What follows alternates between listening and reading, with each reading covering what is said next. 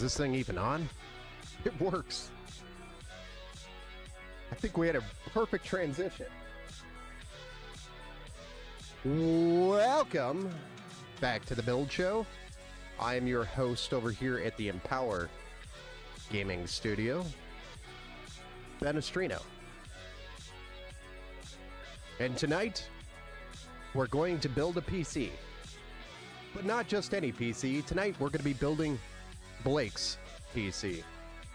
So Blake and I have been communicating back and forth quite a bit about the specifics of his build, and we finally settled on this build. So, just gonna move myself to the side. Let's go through the parts that we got tonight. Where did it go? Where'd my build sheet?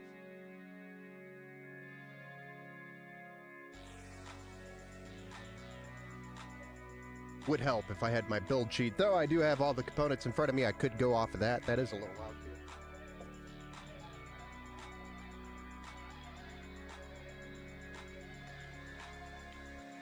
Had the music a little loud. Anyway, on my end. Let's go ahead and get started with the CPU. First off, we're going to be building with the Ryzen 7 9700X. Got 8 cores, 16 threads, and a maximum boost of 5.5 gigahertz. We've also got the Thermalright contact frame that we generally build with the AM5 builds. We're going to be plugging this into, or installing this on, a B650 Aorus Elite AX with AM5 socket. I know it's not an 850, but you can save about $20-ish, maybe $30 right now by going with a B650 over a B850. That'll get you on the AM5 platform if you need to save a few bucks and squeeze a few more dollars towards a better graphics card, which is what we were kind of trying. We were trying really hard to do. We were trying to get to a 5080, but with the storage and I believe the RAM, the prices of RAM going up, we got stuck with a 5070 Ti. But I was originally trying to get them on a 5080. But the 32 gigs of DDR5 RAM is what we're going to be running. And then we have, and that's Trident Z5 Neo series. It's non-RGB RAM, so it's not the RGB kit. But it is AMD Expo certified, and it's a great kit nonetheless. The storage, we have a mixture of a 1 terabyte and a 4 terabyte SSD, both being the Samsung 990 EVO Plus. We have 2 drives, so we're going to be installing a 1 terabyte and a 4 terabyte onto the board. We're going to be cooling the CPU with a Frozen Note 360mm AIO, which is more than enough for the 9700 XT, or I'm sorry, the 9700X. I don't know why I said T. We have the RTX 5070 Ti, and then a 1050 watt 80 plus gold power supply by Thermaltake. This is by far overkill for this build, but it leaves him wiggle room, so if he ever wanted to upgrade the graphics card, he has the full ability to do so. The Thermaltake View 270 is the case that we're going to be building with. We don't have any additional fans that we're going to be adding, so it's just the 3 that come with the case and the 3 on the top, which should be adequate cooling. If we need to add fans, we can always add more fans to the bottom later on. Tony, what's up, man? Welcome back to the Build Show. Onra, welcome back to the Build Show. Tony says the new Painkiller game we were just talking about last week, I got the demo. I think the game comes out today. Oh, nice. I didn't know that. What's up, Onra? Yeah, so might have to go check that out. It's a pretty fun game. I have a lot of sentimental memories with that game. So, but without further ado, ladies and gentlemen, this is the build that we're going to be doing tonight for Blake. If anybody has any questions on the build, they are more than welcome to drop the hey, it's stream time. It is. I don't think I posted it in Discord. If I did, I don't remember doing it, but maybe I did. Anyway, you could type exclamation point build in the chat and it'll spit out the specs for you.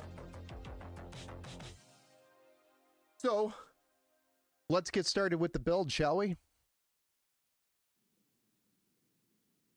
I'm just waiting to see if it works, chat. Nerds. It worked! So it's spitting out the right information, although it is kind of backwards. I don't know why it comes in like that, but okay. We're gonna move some of these components out of the way. We don't need the cooler, immediately the graphics card, or the power supply. We'll move those aside. Start with the motherboard, the CPU, the RAM, the SSDs for this build.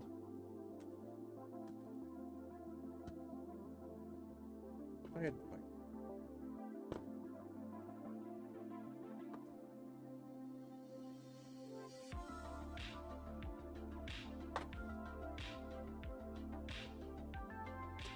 I am trying to get this build completed for tomorrow. I'm gonna probably rush through this. I got you, Ben. Thank you, nerd. Nerds. Probably gonna push through this one pretty quick, so bear with me.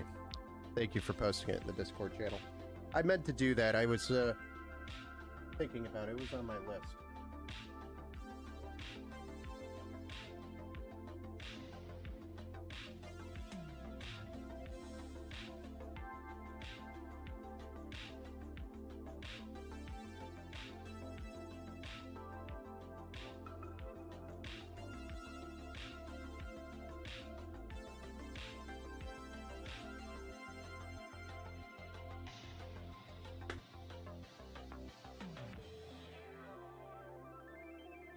Oh man, I'm losing everything.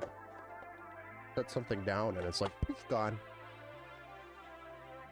Alright, so first off again, the Ryzen 7 9700X that we're going to be installing today.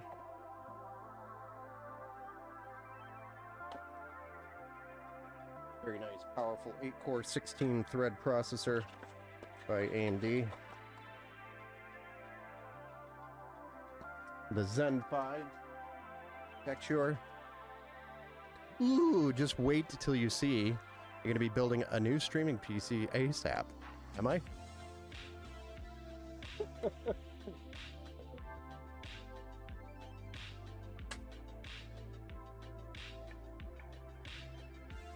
Well, off the rip, guys, we're doing so good. Let's have a look. So I had my suspicions that this was an open box board, and it's not supposed to be. It's supposed to be a brand new board. And of course, Amazon is the seller. You know how I've been dealing with open box products when I buy new products from Amazon? Well, look at here. I should have checked this before we started the stream. I might not have another board. Big maybe.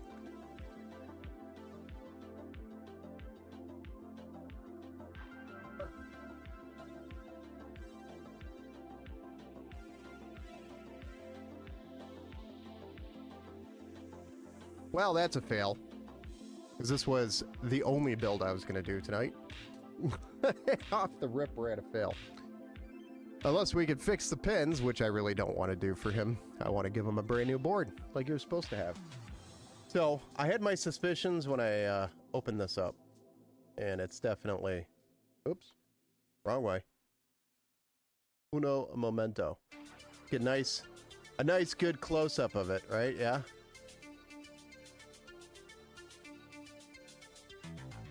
There you go. There's our 20x zoom on the socket. We definitely have a couple of bent pins. Oh, come on. Hello? Camera, fix yourself. I don't know, the camera does not want to fix itself. Anyway. Bruh. Yeah, this is what Amazon keeps doing to me. I order new parts, and they send me used parts or open box parts. So it's been a battle I've been having now with Amazon. And this is the other one. I'll show you again.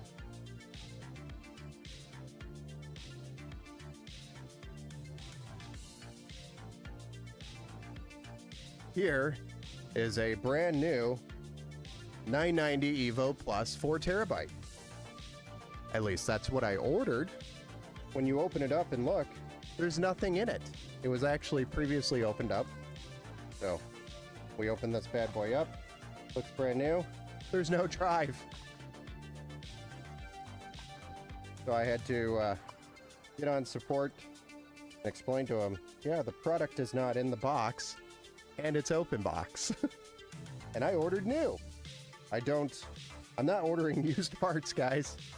This is the only time I ever use used parts is if I'm doing like a budget build and it's not for a customer particularly. I'm just buying the parts, putting the build together, and then when I'm done with it, I might resell it. But this was his 4 terabyte drive. That's how that showed up. So I had to order another 4 terabyte drive, which, by the way, Amazon doesn't refund you immediately, so you have to buy the part again, sit on the expense until this gets returned. So now I'm going to be ordering another, what is this, $170 motherboard? And then sitting on $170 until this is returned. Yeah, they're expensive too. Yeah. Right now, I think I've got over $1,000 of parts that have to go back to Amazon. So just a fair warning. Right now,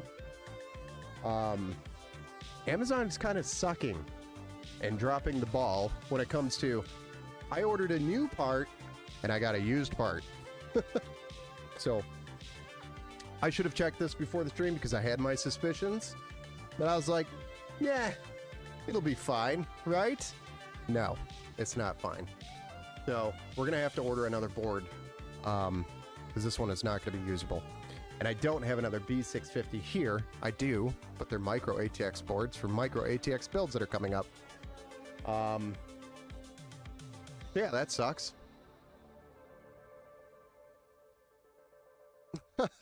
Well, I was a Newegg guy, actually, Onra, but I've actually had problems returning things to them, such as when they sent me the same situation, which is an open box board. When I ordered new, they accidentally shipped me an open box board and then tried to tell me I'm the one that opened it and it was brand new. And that's when I stopped buying from Newegg. It was actually a very similar situation that Gamers Nexus had with Newegg. And that happened to me multiple times. Also, there was another time where I was sending a CPU back to them that was dead out of the box. And I didn't have the box anymore because I opened the box, I disposed of the box. And the CPU didn't come back to me until like 10 days after I delivered it to the customer. So it was close to the 30-day window. And of course I didn't have the box anymore. So they were trying to decline my return because there was no box. So that was another reason why I don't like ordering from Newegg, is the return process is a pain in the butt. So at least with Amazon, I can almost guarantee I'll be able to return this and an empty box and still get my refund. So I'm having trouble getting parts all of a sudden, and I don't know why. Just out of the blue. Here's a brand new motherboard, guys. Brand new. And you get bent pins. It was supposed to be brand new.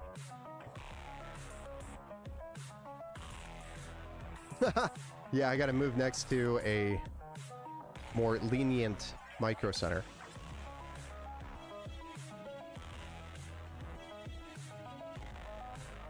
One that actually wants to sell product. Because apparently, if I buy an open box CPU from Micro Center and a new CPU from Micro Center, I can't buy one or the I can't do that. I can only buy one AMD CPU per month. So yeah, this is my luck. I'm sorry, Blake. I tried. This is something I'm running into a lot now with Amazon, so I'm probably going to contact them and complain because I don't know what else to do. They keep sending me open box crap for new product. It's becoming a little bit ridiculous. Yes, it's 100% something somebody else did.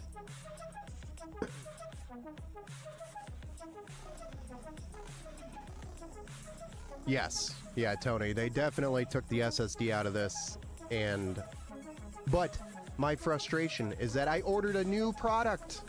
This is even in a open box bag that was broken. The seal is broken on that. Well, come on down to me. I can make sure you get all your parts. I got too much family up here, nerd. Gotta stay up here.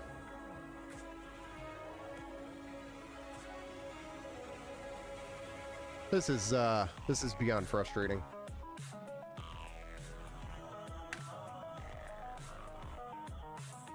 Truly is.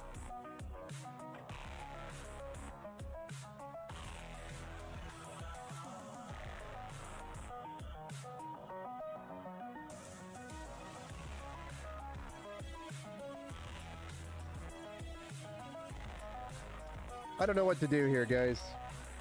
I guess I could go to Micro Center and pick up a new motherboard.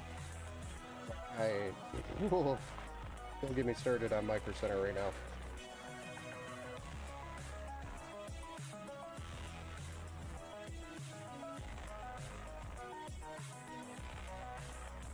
They're hoarding CPUs.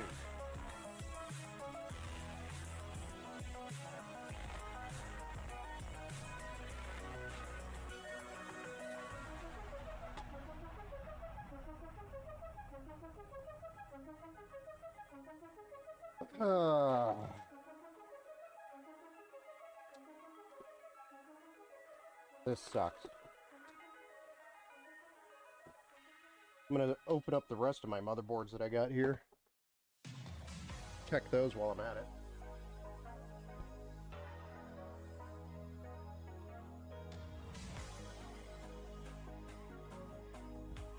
Yeah, I'll hang out and do that. We're not going to be able to do Blake's build because we don't have a board now.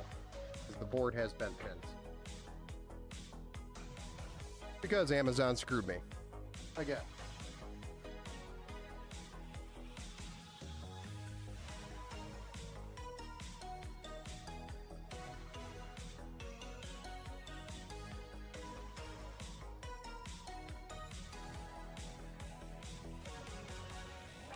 Hold on. Hold that thought.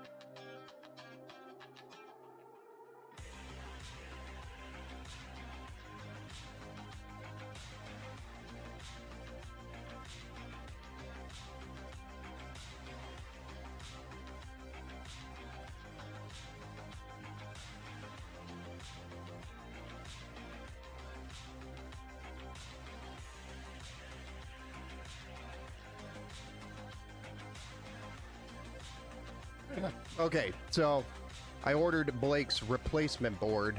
It's going to be here tomorrow. So we'll have to do Blake's build tomorrow now, which is beyond frustrating. That really screws up the build schedule. We'll have to cram 2 builds in tomorrow.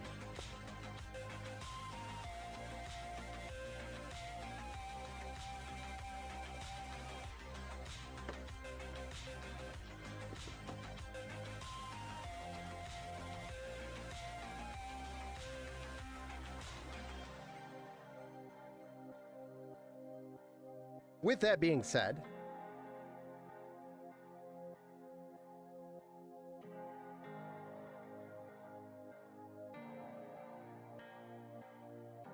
we can do the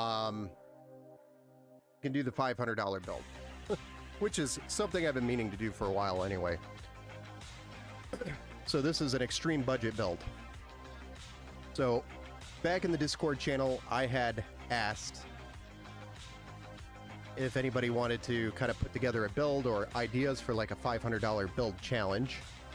And this is kind of what I came up with collectively with other people's ideas. But I wanted to be able to purchase all these components from like Amazon, Newegg, places that I can just go online and order and not have to like go sit in a scary parking lot and do a deal. And preferably not from eBay if I can avoid it, because eBay, you're taking a chance usually. I want to deal with the least amount of returns as possible, even though it looks like I'm doing that with Amazon anyway. So this is what I came up with. $500 build option. We got a B450M Pro 4. We went as cheap as possible. It was supposed to be a different CPU. I think it was supposed to be a Ryzen 5 4500 from Amazon, which are like $49 right now. But instead, I have a $47 Ryzen 5 5500 from Micro Center that picked this up a while ago, which, again, I'm surprised they let me buy that in the same month as another, like, 4 other CPUs, but all of a sudden you can't do that. And then I have a kit of King Bank. I believe this was 16 gigabytes total. 16 gigs, or I might have gone 32 on this. Can't remember.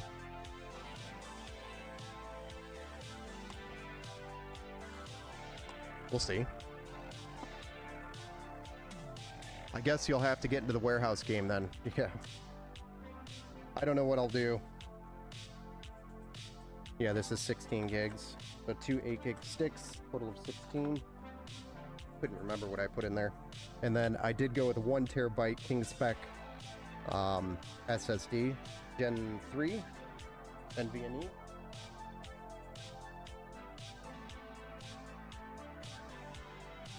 and then a 500 watt 80 plus bronze power supply. And the most expensive part in the build is the Ryzen, or the AMD Radeon RX 5700 XT 8GB card, which is the MSI mech version.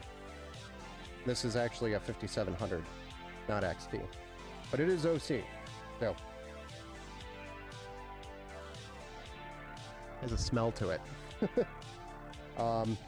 I might want to pop this card open and take a peek at the, because this is a refurbished card, so we might want to pop this open and take a look at the thermal paste at least. Maybe the thermal pads. Make sure it's gonna survive the life of gaming. But I guarantee this was probably a refurbished miner card. Guarantee it. Imagine no GPU in the box, right? That's kind of where I'm at right now, is that would not surprise me at this point. I hear you, bro. That's, yeah, haven't had that happen to me. Wonder if it's something to do with the area. I mean, it's no offense to the area. Look it up on the map where I am and then do your research. I'm not going to say that out loud, but could be something to do with where we're at in the area. I don't know. Now we get them all the time. You might be able to pick up one at Micro Center, LOL. Yeah, no, I know. No stream of product check, LOL. Yeah. But do you want me to do like a product check? Imagine, I mean, I have seen it a lot in new series comes out. Yeah. I've seen it a lot too. Recently. I don't know what the deal is. People, I guess, are more desperate. Where they do a little bit more shady Amazon return. This didn't happen with the GOAT AM4. No. Actually, it did happen with AM4. There was a couple times where I bought some AMD CPUs and I received open box, and the open box was just an empty box, no CPU. It was just the cooler in there and the plastic. There's no CPU in the box itself. So let me go see what's here.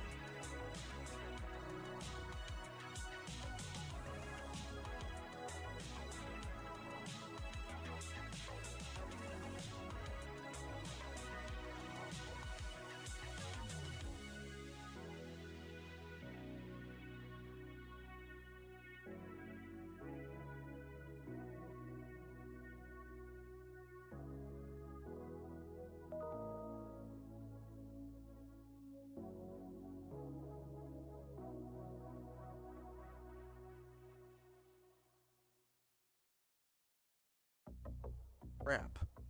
Use the wrong card. Did I miss the Intel build? No, Roy. Intel build will probably be tomorrow.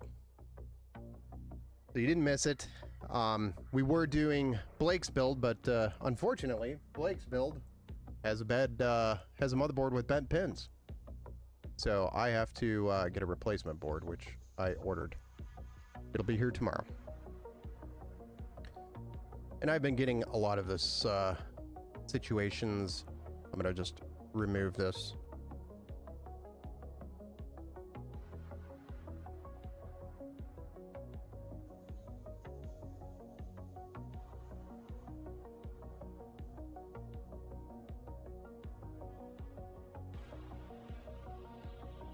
Update that.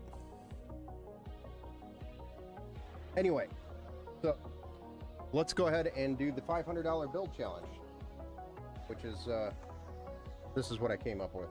So first thing I want to do, because this is a refurbished card, is I want to pop this open and take a look at the thermal paste and the thermal pads, because I'm, like I said before, I'm pretty sure that this is a minor card. So it's probably been used and abused, and I really don't have confidence because the sticker actually does look like it has been removed. The sticker's there, and it looks like somebody punctured it. Looks like the heatsink's already come off the card. I just want to double check it, because I don't have full confidence in the person that refurbished this, that they repasted it.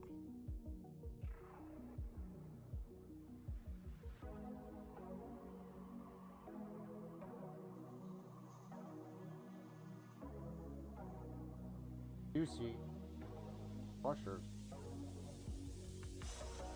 Absolutely retarded.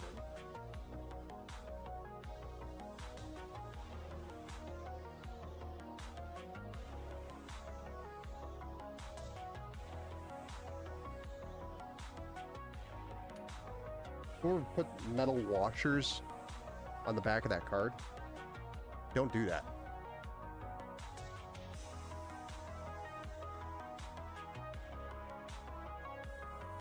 So there were these little washers on the back of that card just sitting there. Don't know why they decided to do that. Felt the need to do that. Actually not terrible. But I'm going to repaste it since I opened it.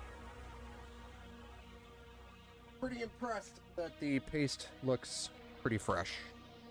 Maybe not the best application, but the paste is fresh.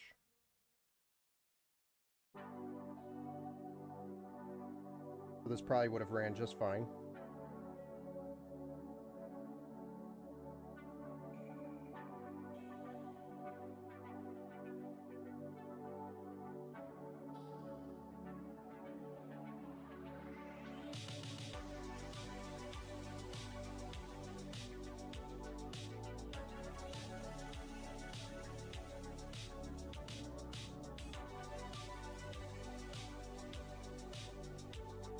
Thermal pads are a little bit abused, but I think they'll be fine.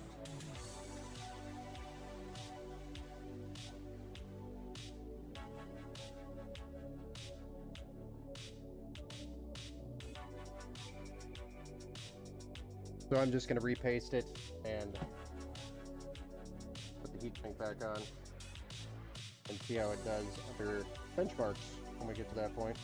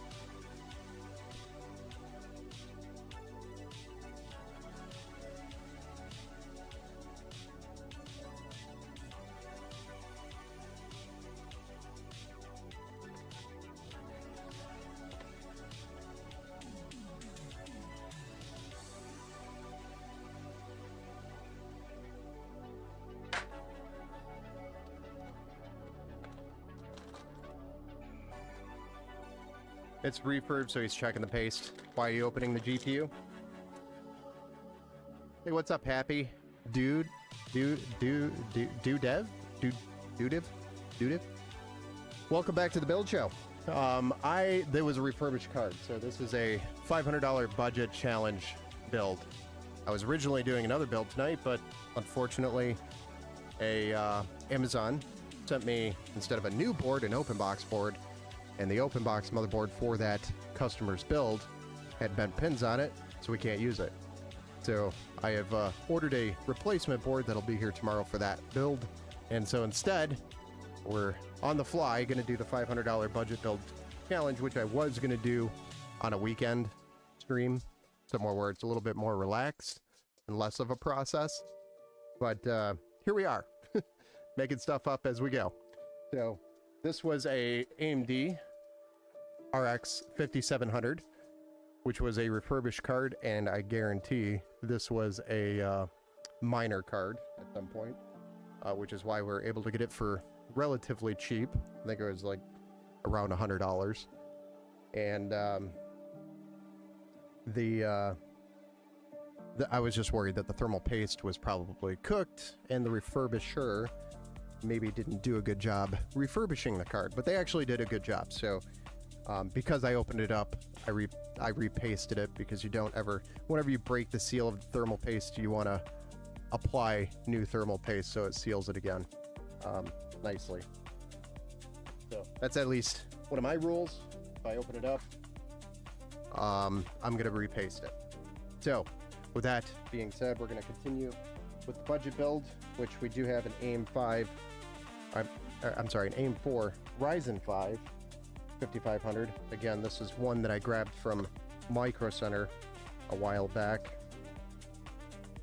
It was $47, but it's a Ryzen 5 5500 for $47.96. So that helps with the budget. Don't think I ever checked the pins on this one, because, you know, that's me. But they look like they're all intact. So I'm gonna throw it in there and see what happens.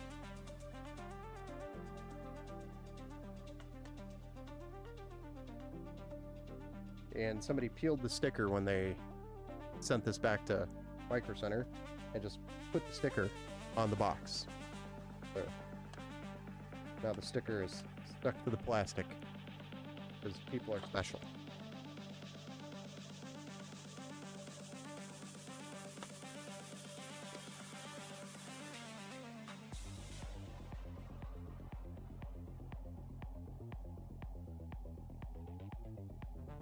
Okay, so next up, we did have this King Bank kit of RAM. DDR4 RAM has gone up in price, so it was kind of hard to find a good priced kit of RAM.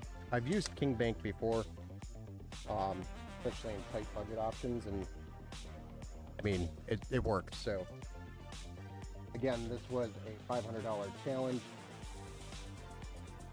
where you can order it online rather than sitting in a scary parking lot buying from somebody off the street.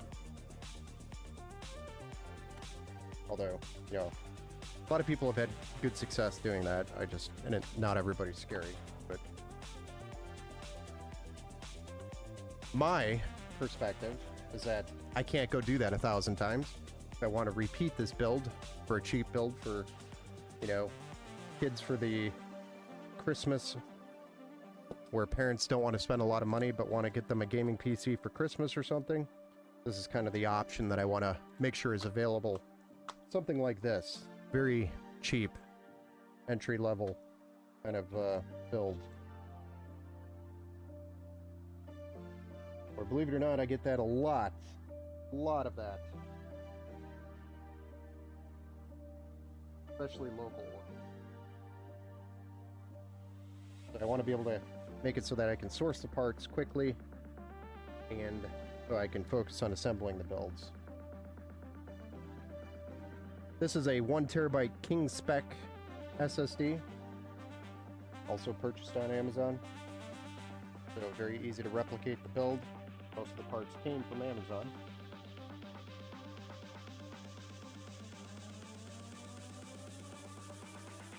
is a Gen 3 SSD, so nothing fancy on the drive. Oh, I forgot. We have to use the... How much you want to bet this cooler was used? Was not. That is very surprising, actually. So, we're going to have to use the stock cooler for this one, because I did not purchase a separate cooler. Which means the black brackets come off. I am, however, going to wipe the paste that comes with the cooler off. I'm going to apply Arctic MX4. A little bit of a boost. Give it the best chance. Best possible chance. So I'm going to wipe this paste that comes with the cooler off. So it comes off easily. And we're going to put Arctic MX4 on there. I also don't like this paste because it likes to stick when you go to take the cooler off.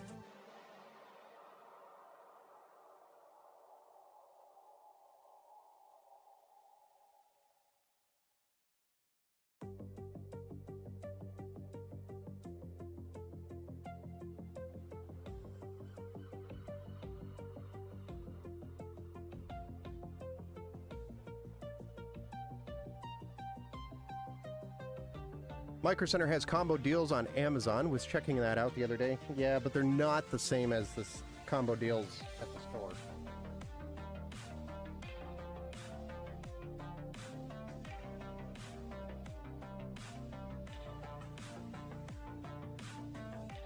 Especially when it comes to price, it's not even close. Because they have to make up for the cost of shipping, etc.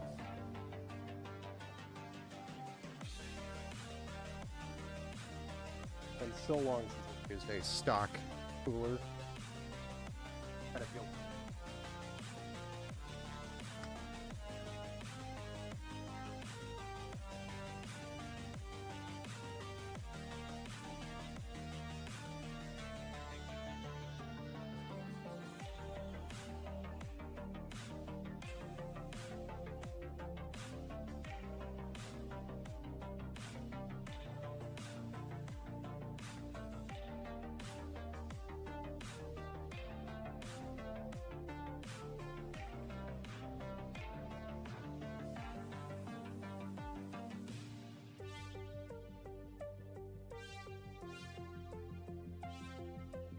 There we go. I should probably send a email out to Luke, or Blake, sorry.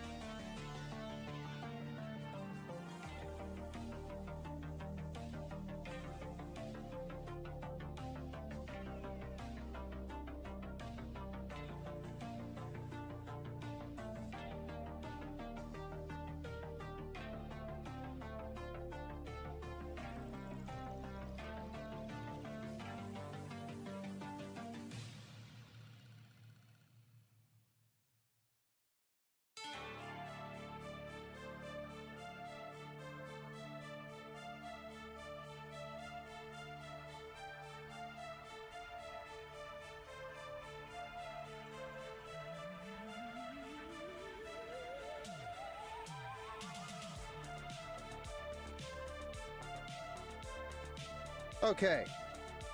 Sorry, I had to make sure I sent email to Blake to communicate the issue because he was super excited and really wanting to pick up the computer tomorrow. which, if everything went well today with the build, I would have been able to make that happen for him. But no motherboard, so kind of a delay there.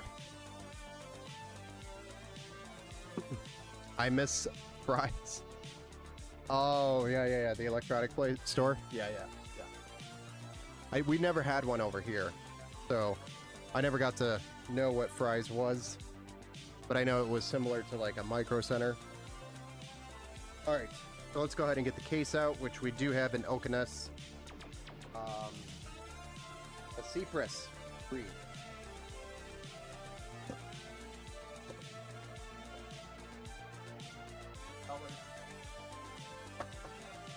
It's out to about $59 for the case, and has some RGB fans in it. Give it a little bit of a flare. It's your typical standard micro ATX case with a really nice mesh front.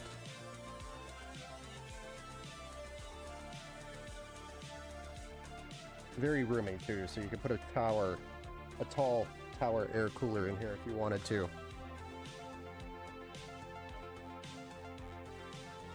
I've done builds in these in the past. Oh, got really super zoomed in. Well, not super, but zoomed in anyway.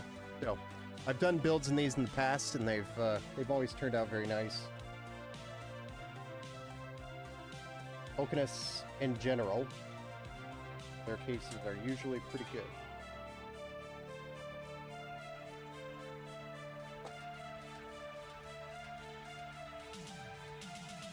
The only thing we will have to do is adjust some of these studs.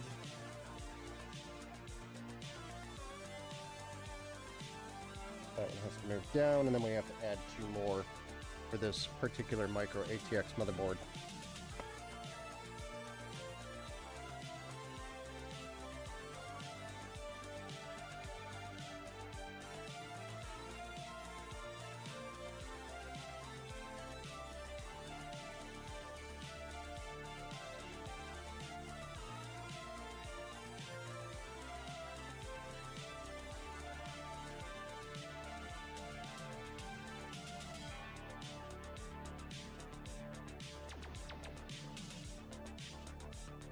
Oh, you never know what surprises await you when you're going to... For example, the motherboard might have bent pin box that you thought was brand new. Surprise! Hey, what's up, Sadie? Welcome back to the Build Show. The build specs was for Blake's build. Blake's build ended up having a motherboard with bent pins out of the box, brand new. Supposedly brand new. So that is going back, and I have a replacement board for Blake coming in tomorrow. So unfortunately, we are not able to do Blake's build tonight. So instead, I am doing the $500 build challenge, which I had posted on the Discord channel. If you guys are in the Discord, you would have seen it a while ago. And I'd been meaning to get around to it. So. But this is something you can buy on pretty much Amazon. Replicate build relatively for about $500. And in some cases, if you get lucky, you can get it for less. The only difference would be the CPU would be a $4,500 on Amazon versus the $5,500 that I picked up from Micro Center. I think I ended up stealing that CPU off I needed it for something, and then I picked that up as its replacement temporarily.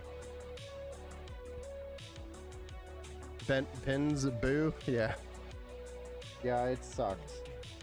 I feel bad because Blake was really looking forward to picking up his build tomorrow. No, he's got one more day delay because I have the replacement board showing up tomorrow. We're already behind on the build schedule this week. So we're going to have to double down and do 2 builds tomorrow. We have a Intel build versus AMD build, I guess, tomorrow. So we'll be doing a Ryzen 7 9700X build tomorrow with a Intel Ultra Core, Intel Ultra or Core Ultra 9 tomorrow. One of the biggest CPUs you can get for the Core Ultra series.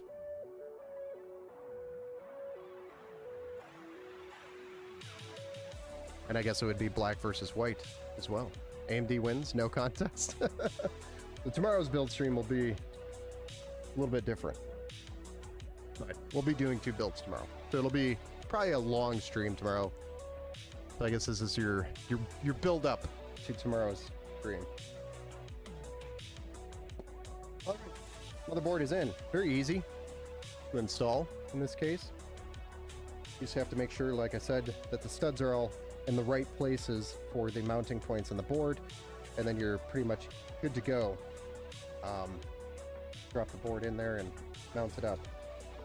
It's been so long since I built on this board. It does have addressable. Okay, I was just thinking, does this board even have addressable RGB headers? I couldn't remember. It's been so long since I've built on this board.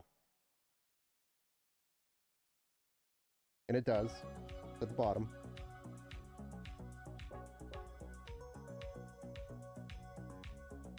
I used to build with this board a ton of builds with this board. I did. This one, you know what? Send it here.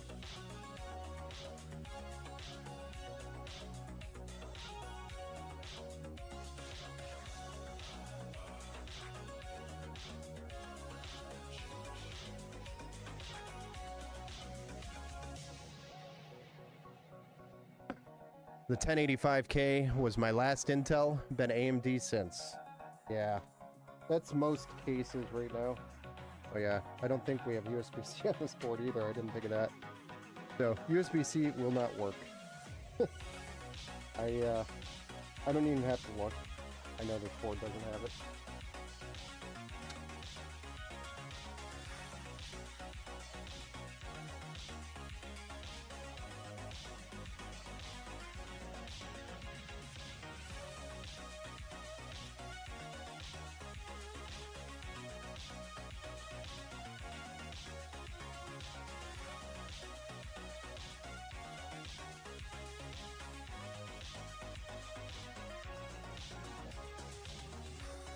But I mean, you're going to run into these things when you do budget builds and you use a slightly newer case.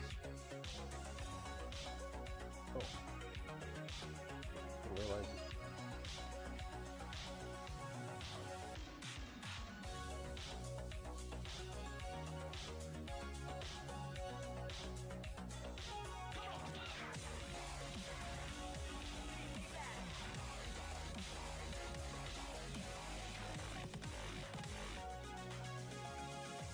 Oh, thank you, Hands, for the follow over there on the Twitch.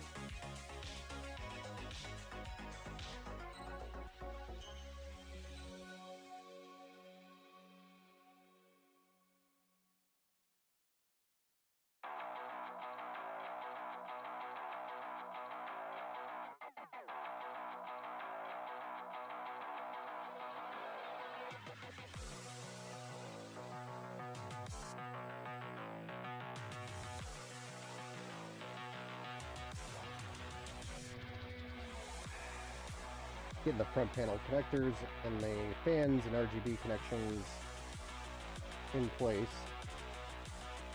that we can move on to the next thing, which is pretty much install the graphics card and install a power supply. This build is very simple to do. Very nice build. Thank you. Thank you, Leland. Oh. This is basically a $500 build that you can replicate on Amazon. So if you're looking for a build to do maybe a kiddo that's like 8 or 9 years old and looking for something simple that'll play pretty much anything in 1080p. This is something you can replicate and order on Amazon. Does take a little bit of effort to assemble, obviously, but overall it's a very simple build to put together. And I don't expect you to have extra thermal paste, some of the extra steps that I did. Checking the graphics card because it was a refurbished card. You don't have to do that, but I do it because if I'm going to build this and it's going to end up in somebody's hands, I want to make sure it's obviously performing well enough, so I'm not worried about it. And then of course the thermal paste on the cooler that comes with this cooler you can use. I just prefer not to use it because I've had issues where the CPU sticks to the CPU, or the heatsink sticks to the CPU. That makes it difficult to remove later on. But you definitely can use that, and you definitely don't need to take this apart and check that. I'll go ahead and drop the card in as well.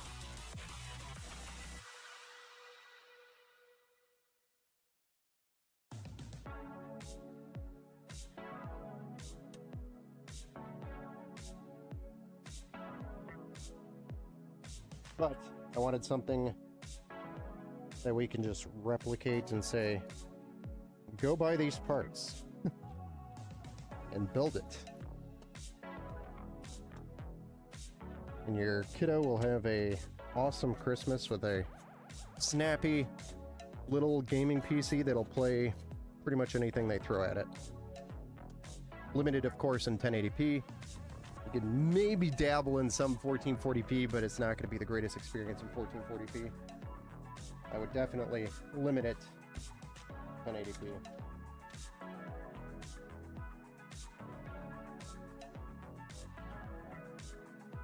You could also get a slightly bigger power supply. I went with a 500 watt because I was going bare bones. So I would recommend maybe going up to a 650 bronze if you can. You know, squeeze that little bit extra in the budget.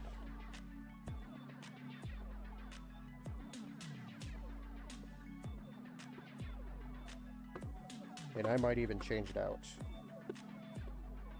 I always forget how power hungry the 5700 is. But this is not the XT model, so it's not as power hungry, but it's still pretty hungry for power. The benefit is that the CPU you're using is what, like 60 watts max? So not super taxing in the power department.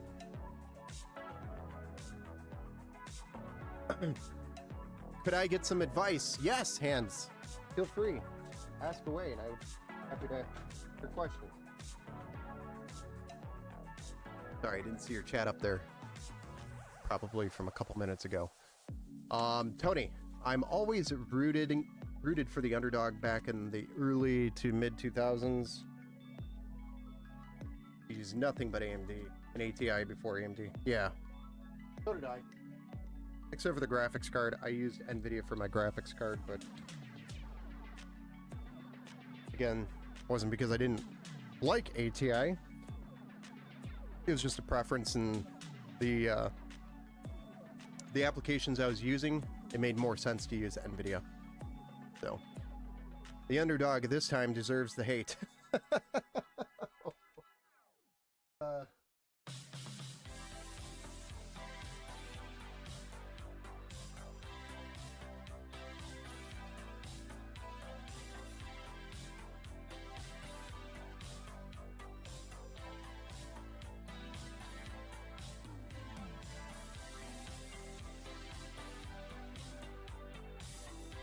So I know I can't predict the future, guys, but I'm fairly certain NVIDIA is going to end up owning Intel in the end.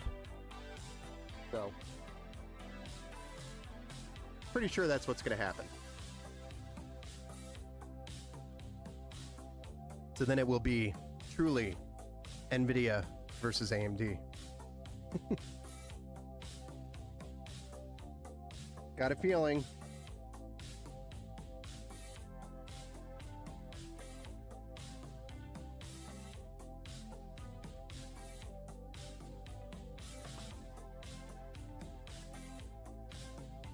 trying to untangle these cables.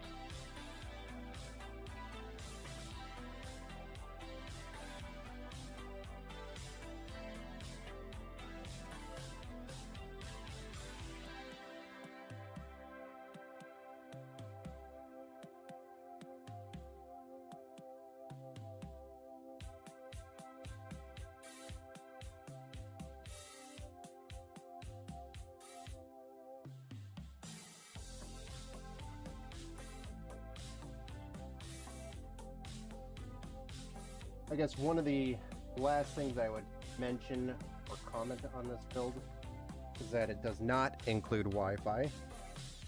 If you do need a Wi-Fi connection or Bluetooth, you very easily purchase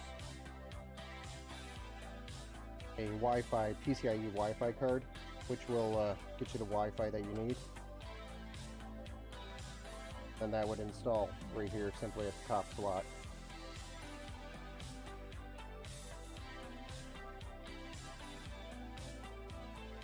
And yes, I usually advise not doing the pigtail, but with it being a budget build, you might have to be doing that.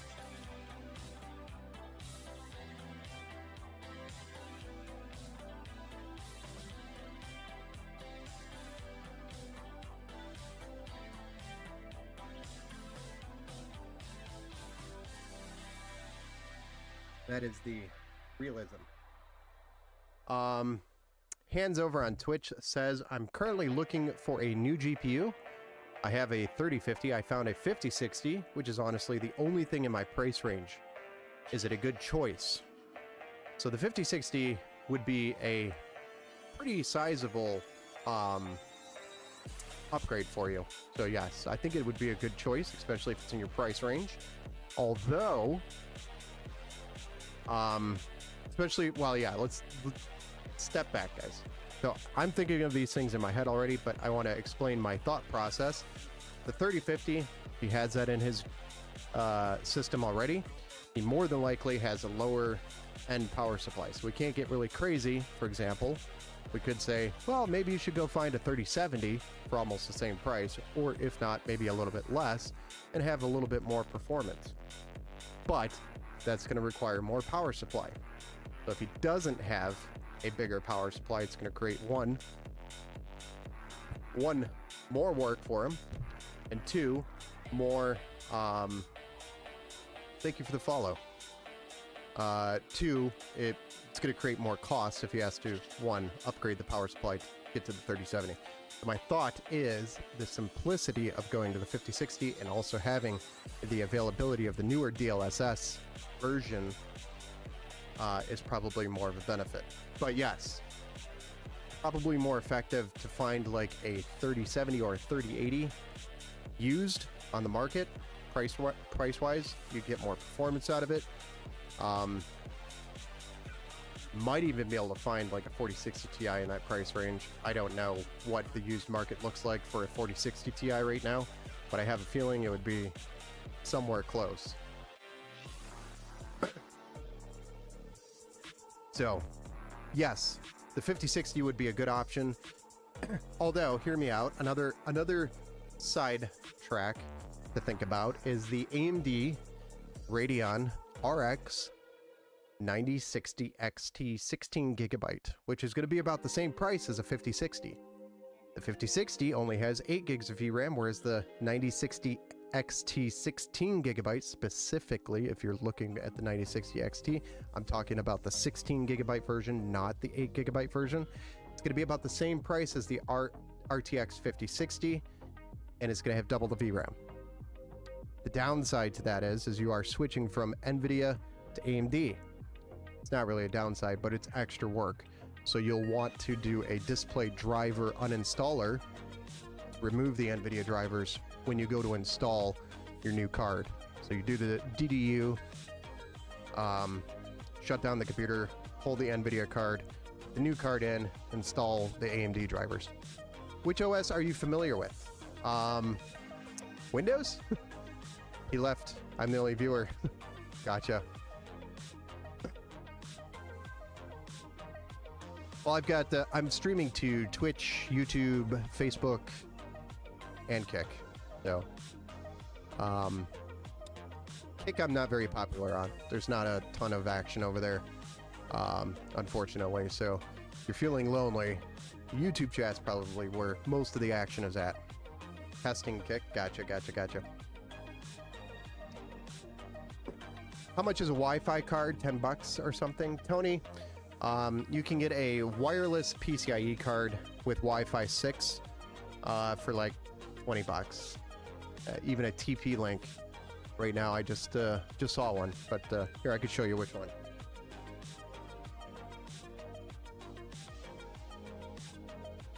You do a lot of repairs and upgrades for people. You got to have stuff like this on hand, but something like this one is actually $29, but it is the AX3000 versus the AX1500, so it's got a little bit more bandwidth.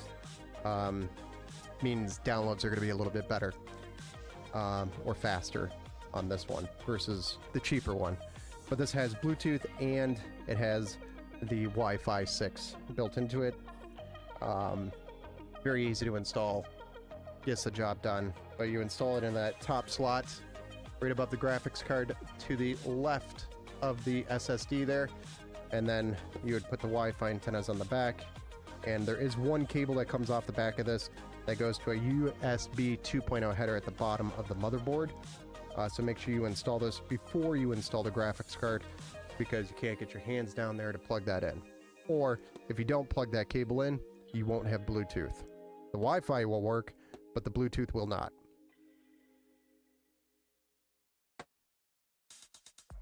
Just something to consider if you wanted to add Wi-Fi to it. It's for Call of Duty, by the way. Yeah, the 5060 will do you just fine. Would be a good way. Continue fixing the PC. Yeah.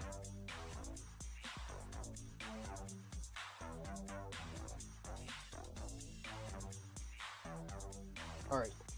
So, with that being said, we have everything plugged in. We just need to do some cable management on the backside and plug in our RGB hub, RGB/fan hub, and we're good to go.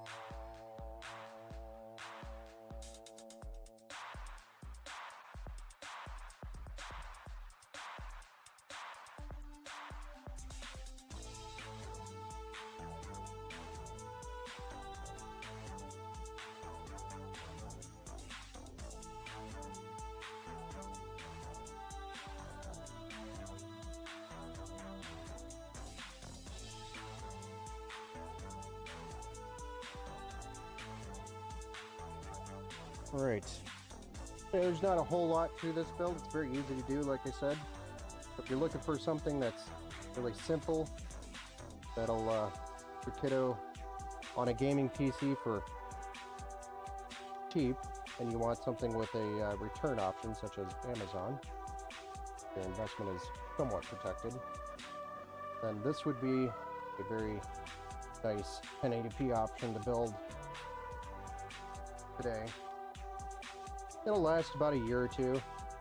before they want to do some upgrades. And of course, you know, the motherboard's going to be limited with the upgrades, unfortunately. But I mean, that's the cost of going into a budget build, so we're going to limit things like upgrades and other things, which I talk to customers about all the time. So I get a lot of customers that come in and they're looking, good luck on your future streams. You too.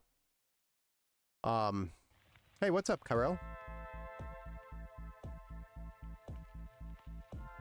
Sorry, Tony says, you ever watch We Need Tech PC builds? He built a PC with a 5050, and I was shocked how good it was doing. Yes, so the 5050, I think, is still, it would put this $500 budget over.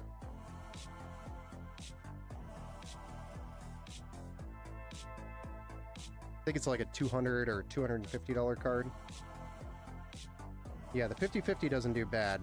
It gets a lot of bad rep because of how much it costs for what you get.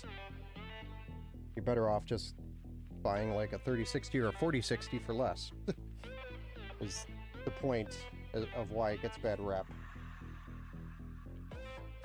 For example, you can go to Zotac's website and buy a refurbished RTX 4060 for less than the same price of a brand new 5050 and get way more performance. So it doesn't really make sense. If that wasn't the case, then maybe the 5050 would have a place in the world, but I can't recommend a 5050 when you can get a 4060 for the same price used, or refurbished. It's still a much better option than going to a 5050. 5050 is, you're going 5050. How's the build tonight? Well, the original build that we were going to do for Blake, we ended up having bent pins on the motherboard, so that build got scratched tonight. So we had to order a replacement for Blake, and here we are building the $500 budget build that I had sitting here that I was going to do on a weekend stream. So here we are, building something in its place. Blake's build. Was Blake's build. Supposed to be. Blake's build we'll have to do tomorrow.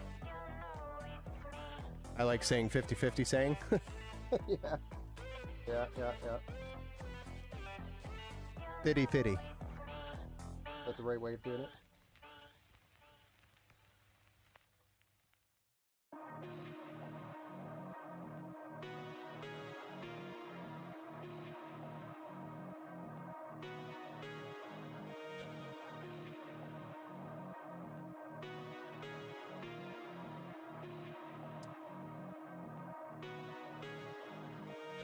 You obviously don't need to do as crazy of a job with cable management me, but if I'm doing a build, I'm gonna do the cable management.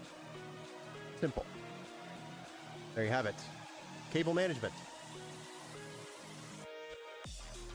Alright, so we're already at the point of firing this thing up and seeing what it does.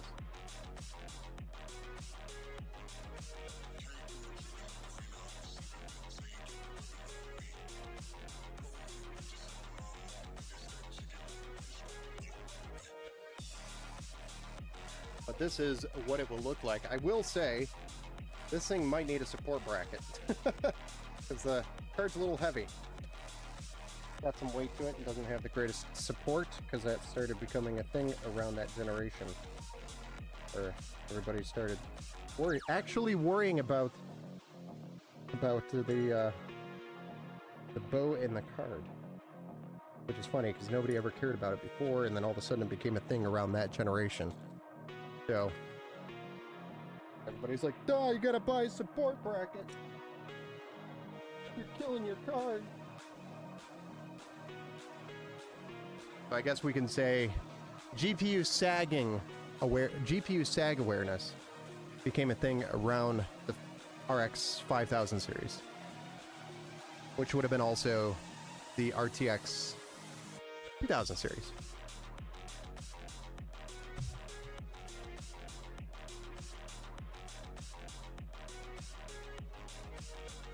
would have been AMD's answer, or RTX.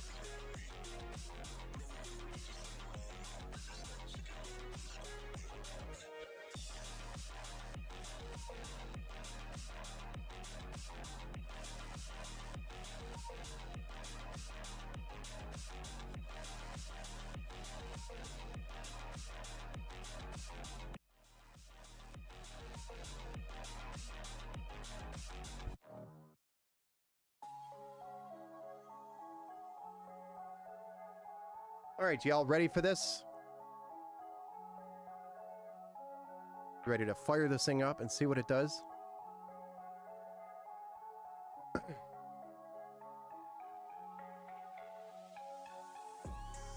Yeah, I wouldn't buy one, but I was surprised that you did pretty good, better than I thought it would. Yeah, no, it does. The 50/50s will hold their own. They're not terrible cards. It's really just the price on them is just dumb. Like, it doesn't make sense to buy it. So that's why it gets a lot of backlash. If it was a cheaper card, it would make sense. All right, here we go.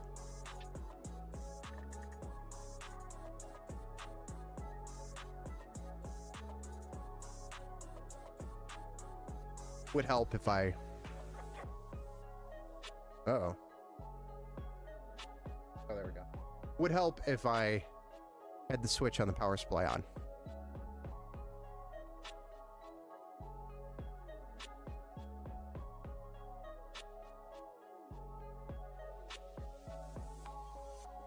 Also, won't let me change the RGB from the controller.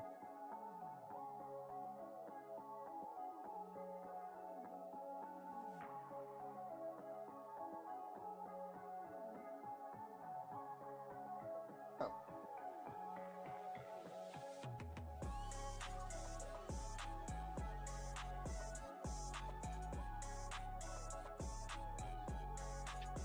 Oh, I know that.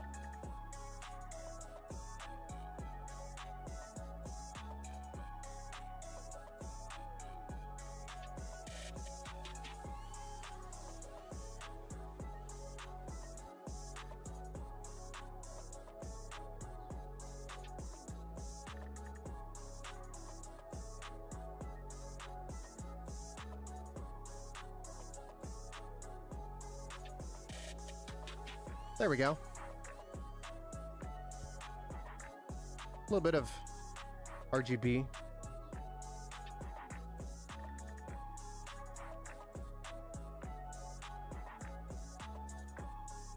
Plug my old flash drive in.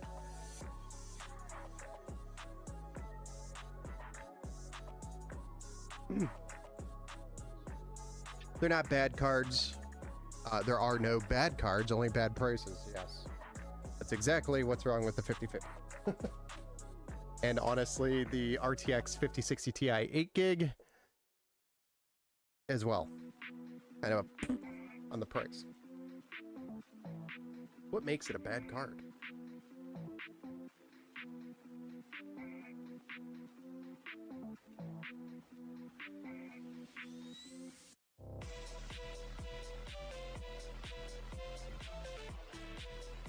I like the orange. It looks like Halloween. Yeah.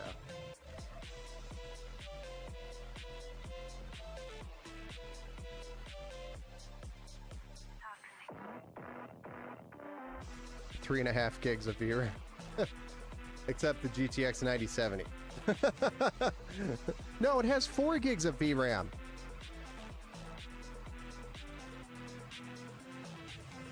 What are you talking about?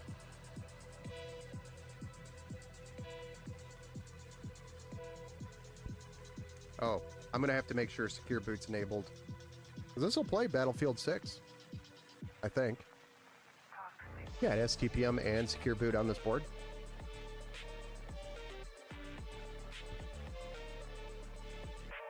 So I'll have to make sure Secure Boot is enabled. It's been added to my list of things to make sure, or double check, for PC builds that leave here. So, the list just keeps growing. Oh, thank you, Tony. You've been a member for 3 months now? Wow. Well, thank you for the sponsor, the membership, Tony.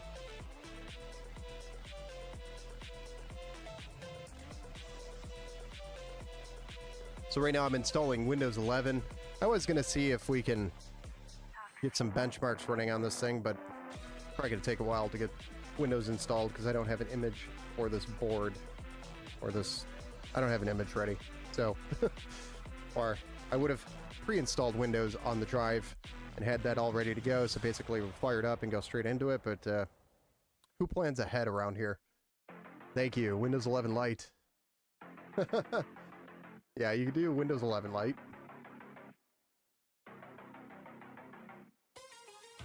Tiny 11, yeah. Yeah, I know.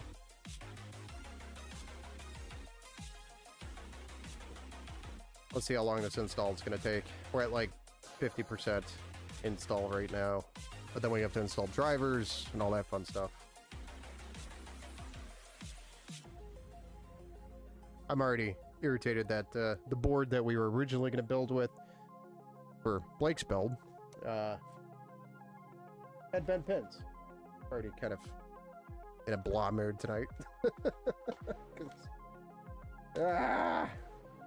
Amazon.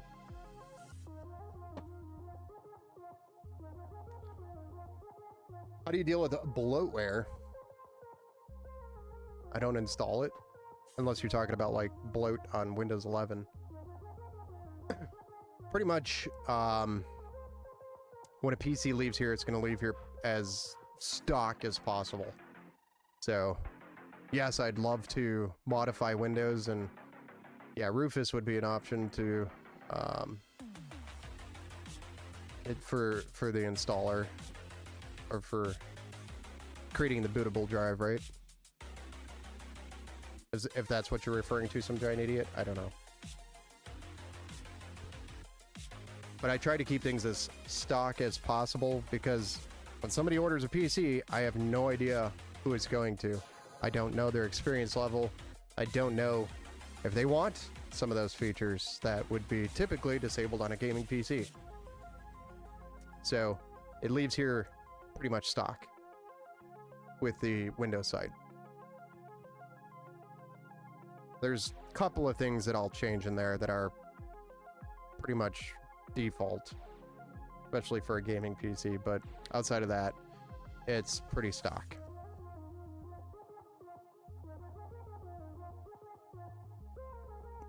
Most normies like having all that stuff. Yeah, I know.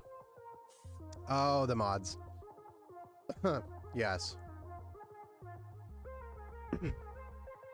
And local accounts, so you don't need a Microsoft account. Yes. I can still do that with Windows 11, though. I mean,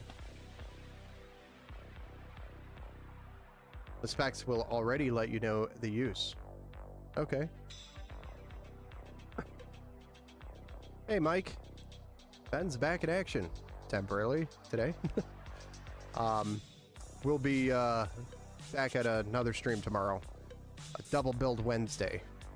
I guess we'll call it double build hump day. Does that have a better ring to it? Because it's hump day in the week. Wednesday. Whoever thought of that was... Anyway. You have fun. Until you're not having fun. Such as, hey, here's a brand new motherboard, quote unquote, but it has bent pins, quote unquote. Wink. I run into that more than I need to.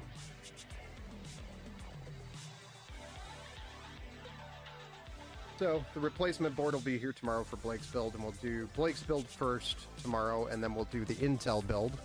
It'll be a 90, like I said, a 9700X AMD versus the Intel 9 Ultra, or Intel Core Ultra 9.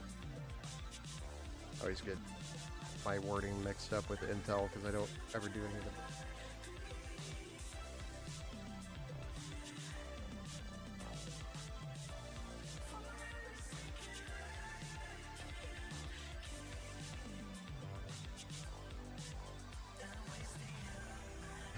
You're at 569 and only 5 videos in history. How come?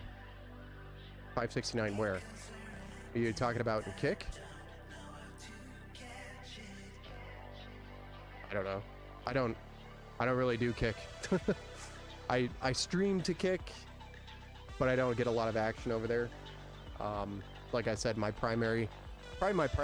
probably the primary channels for me is going to be YouTube and Twitch.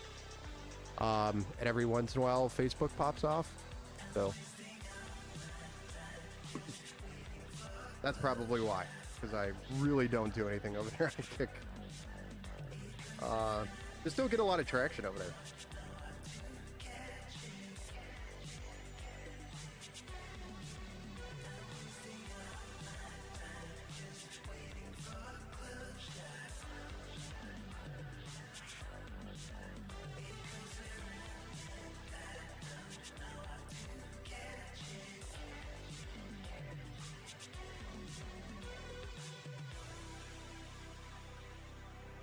So messages can't show which portal? Question mark? I don't know what you're asking by that question.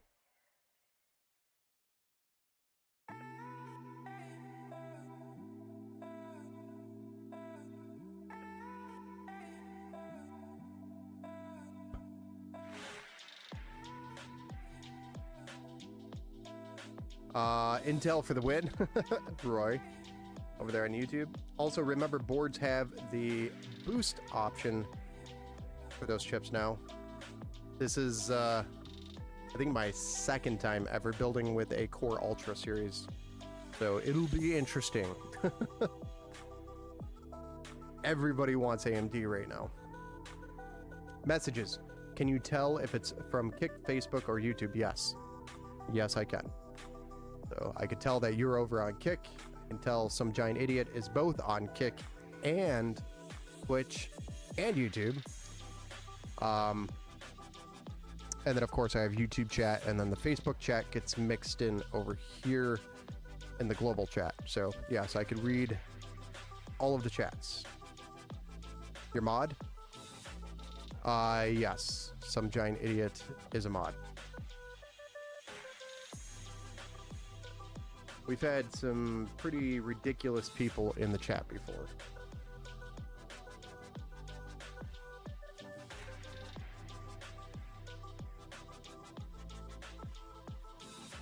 Really appreciate the efforts of Some Giant Idiot. That poor mod who watches the...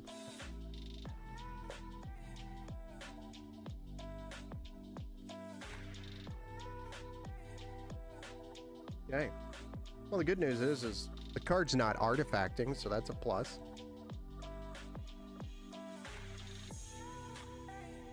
Hot ignored. What? Which? Hot ignored. I like my computer just fine. I ain't doing nothing else to it. I don't blame you. I mean, you've got a pretty good chunk of money tied up to you, right, Tony? I think you have a pretty decent build. I wouldn't worry about it.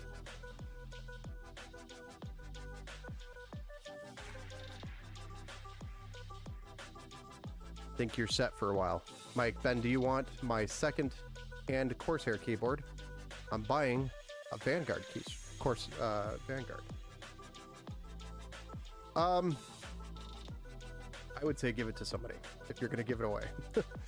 But I don't need it. I have lots of keyboard options here. But I would give it to somebody. I've got your build that you donated, torn apart, and I cleaned it up. I'm probably not going to reuse the case because there's a bunch of pieces missing from the case. So I'm going to probably put it into a new build. And then also, the platform is old, so I probably can't reuse the platform. But I can use the card, power supply, the RAM, and I think the SSD that you had in there, which I'll make sure is wiped out. So there's a lot there that we could reuse, put together a giveaway build. but the motherboard and the CPU are pretty much a no-go because it's not even going to support Windows 11.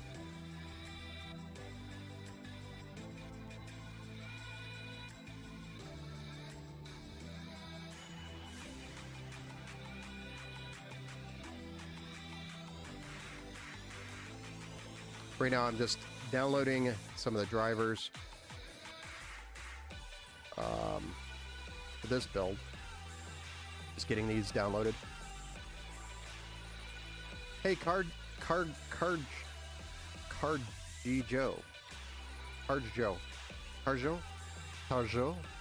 Will a 7700X and a 4060 Ti 16GB DDR5 be enough to run Rust at 60 FPS? So Rust is one of those games that heavily relies on the CPU and the RAM. So you definitely want probably more in the 32 gigs of RAM minimum for Rust. So I would say the 7700X is a good option. The 4060 Ti is a good option, but definitely go to 32 gigs of RAM. You will thank me, especially if it's DDR5, being the 7700X. You can only run, generally speaking, you can only run 2 sticks on a board, even if it has 4 slots. So you'll want to go up to that 32 gigs, or you'll be replacing that RAM very shortly after you start playing. So I would recommend the only change there is the 32 gigs versus the 16. That'll help you a lot in that game. The wife will be getting a PC upgrade first of the year. Can't wait to see brand new Team Blue going in there. Nice. Brand new Team Blue. Do I buy one stick or just buy a new set? So to get the dual channel action of the memory, you definitely want to buy a kit, which will have 2 16GB sticks, totaling out to 32. And that will go into slots A2 and B2 on pretty much all motherboards. There's maybe a select few that might be different, but read the motherboard manual. It'll tell you which RAM slots to use first. If the motherboard manual doesn't come printed out with the board in the box, you can always go to the manufacturer's website and pull it from the support page there. Which I think a couple of videos back I had to do that for checking some M.2 slots, so it'll kind of give you an example of how to do that. But yeah, I think that would be a solid build for Rust. It would run Rust very well, especially with that 32 gigs. And then the other thing I would say with Rust is it's the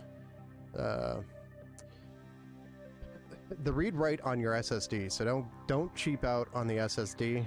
I would say speed-wise, minimum Gen 4. I wouldn't go with the Gen 3. You're going to notice longer load times on the Gen 3 PCIe 3.0 SSD. So I would definitely, at minimum, go with a Gen 4 SSD and have at least 5,500 megabits read and write in that read-write range or higher. And that will help with the load times, because Rust has some pretty hefty load times. So you're not sitting there twiddling your thumbs waiting for the game to load and spending half the night loading into games. And that will give you a really nice Rust experience, I think.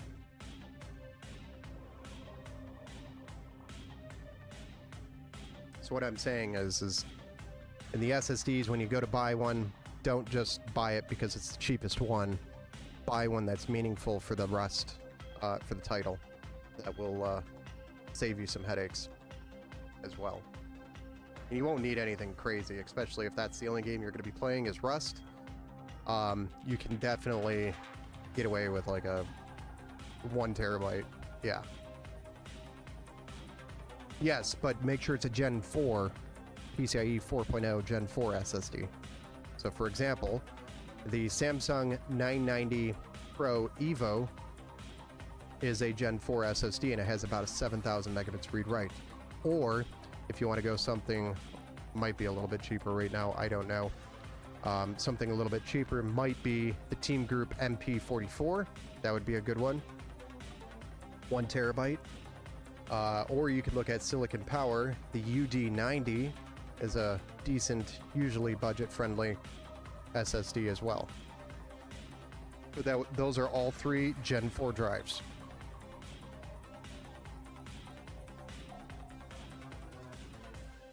But my favorite, if you were to ask me which one is my favorite, it's obviously going to be the Samsung 990 EVO Plus, or Plus EVO. 990 Plus EVO. I'm saying that right.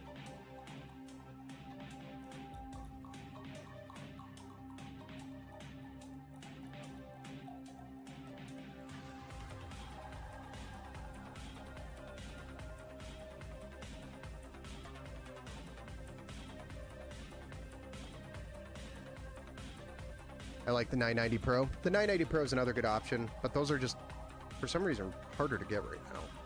And they're a little bit more expensive. The 990 Plus EVO is pretty close to the same performance, in my opinion. You won't, for Rust, you're not going to notice the difference.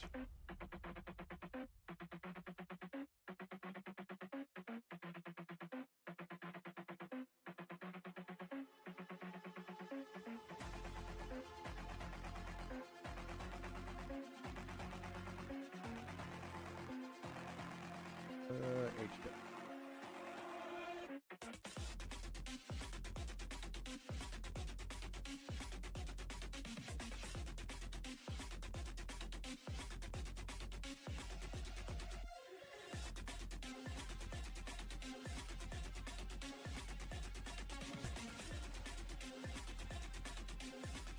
Amazon had the 990 Pro's refurb.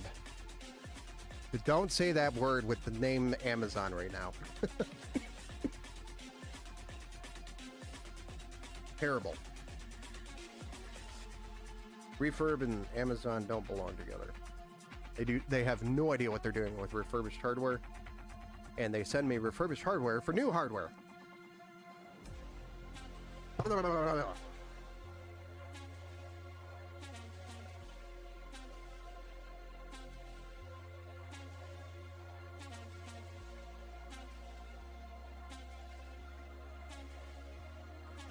I bought all of my parts mostly off of Newegg and Jawa. Jawa's good. I think Jawa's pretty reliable because of their platform and the fact that they're basically like an eBay, but for PC parts. So they kind of have more understanding of the parts. And you build a reputation on there when you sell. I don't sell on there because of the cost. I think somebody was, we were just chatting about it not too long ago. It was like 9% or something insane. 9% goes to Jawa.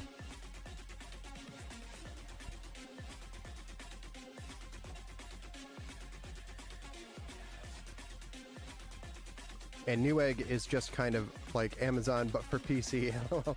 Cheaper stuff. That was interesting. Yeah. Yeah, Newegg is good, except for I've had some return issues with them as well.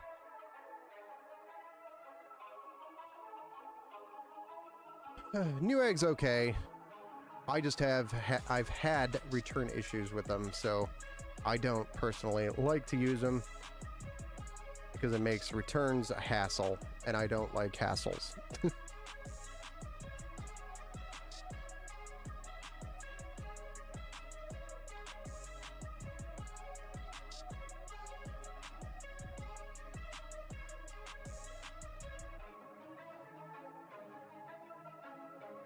All right, so we are getting the Windows drivers in place, and then maybe we can test something. Amazon has good return services. Oh yeah, it's so easy. I just submit a return, drop it off. I don't even have to package it. I just drop it off at the UPS store, and it's done. So easy.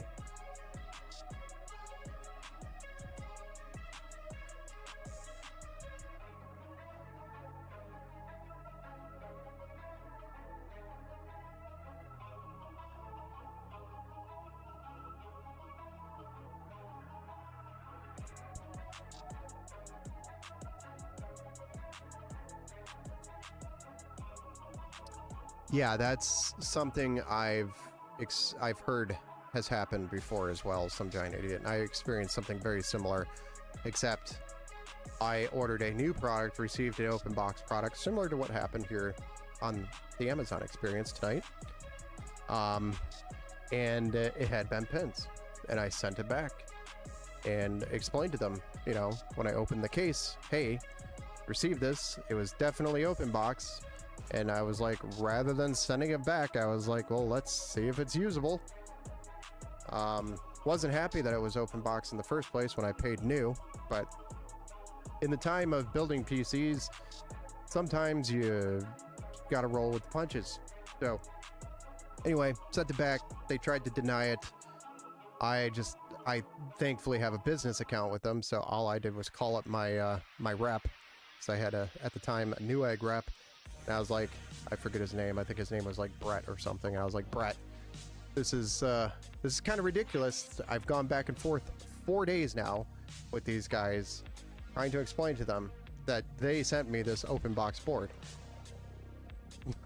I'm like, I'm not going to deal with this. I'm like, you deal with it, Brett. I want a replacement board. And like within 3 days I had a replacement board. So Brett came through and solved the problem, but it took a lot of back and forth. So the process to get there wasted a bunch of time for ultimately me getting what I deserved, which is a replacement board. So that was the Newegg experience, and that's why I kind of stopped using Newegg. I mean, I did all of my builds through Newegg.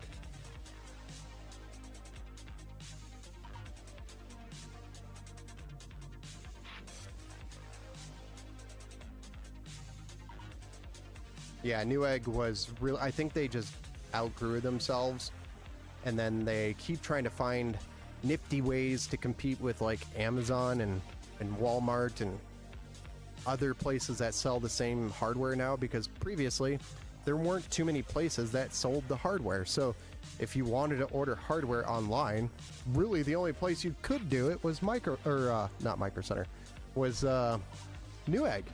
And maybe Tiger Direct. Those were like the two primary places back in the 2000s. So they had no competition. Now they have competition because Amazon exists, Walmart exists, there's eBay that sells a crazy ton of hardware. I don't know, there's probably a bunch of different places that sell around the same price point, but my point is they didn't have the competition back then as they do now. So now they're kind of like trying to revamp things, and I think they're overdoing it and causing more problems than what it's worth. Yeah, rest in peace, Tiger Direct. That was an old one. I actually built, I think, 3 or 4 PCs from Tiger Direct. That was one of my favorites before Newegg, using them. I don't understand why they just couldn't keep up. They clung to the whole, we're gonna sell refurbished crap. And I think that's what killed them. Tiger Direct. Yeah, you couldn't get any of the good stuff from anywhere except for Newegg. Newegg was literally the only place you could buy stuff back then. Whereas like today, you know, you can walk into a Micro Center. Which I will say the Micro Center here has been around for a long time. But the manager there, PM,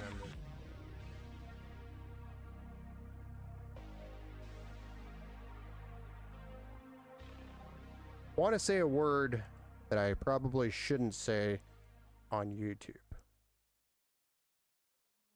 That would best describe it.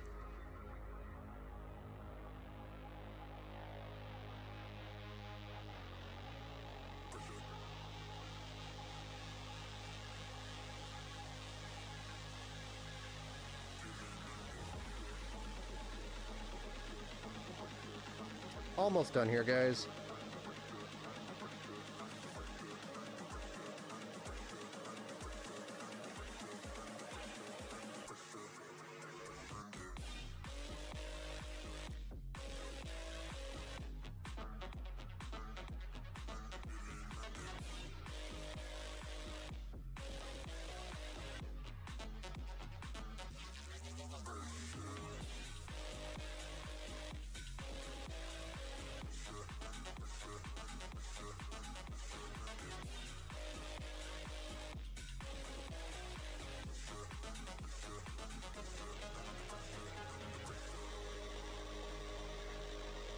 You couldn't get any of the... Yeah.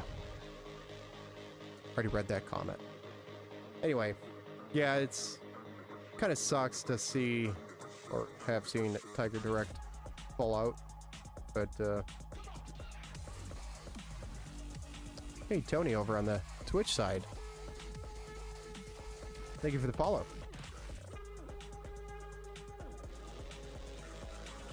Fries, yes, I remember Fries, but there wasn't one over here, so I never really got anything through Fries ever.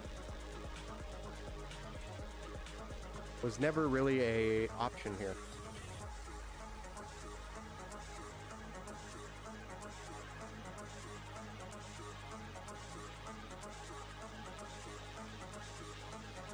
Oh, Fries. Yeah. With a Y. Fries with a Y. Not like, you know, McDonald's fries. I thought I would check it out. Didn't know you were on Twitch. Like, I like Twitch. Yeah, I'm on Twitch, Kick, YouTube, and Facebook. I was streaming to X as well, but I stopped streaming to X because it requires a premium license, and I stopped paying for that. Kind of dumb to pay for it. All right.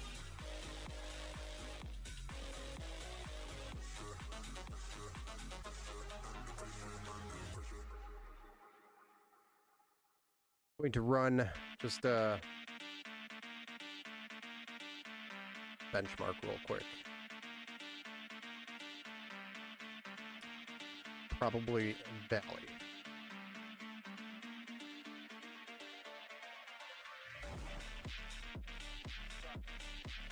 I was like, I could really go for some potato sticks and oil. Yes, those actually do sound very good right now. And then just go pass out. Nom nom. Nom. Potato.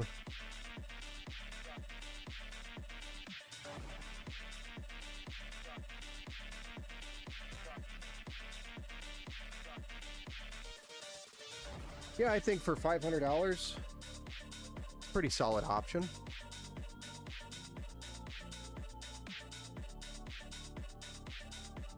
$500 or less, actually. Probably sneak this in for $450, $475 on Amazon.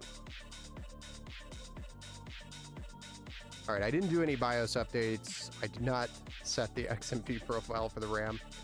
So we'll run this benchmark real quick, see what it's at. I'm also not doing a screen share. Screen capture. So Valley on default settings with the AMD Radeon RX 5700 with the Ryzen 5 5500, pushing between 180 and 200 frames per second. Default settings 1080p. It's actually pretty impressive. And this is on Valley, by the way. That is pretty good performance for a $500 PC. There's a little bit of a hitch right there, but that could be something else.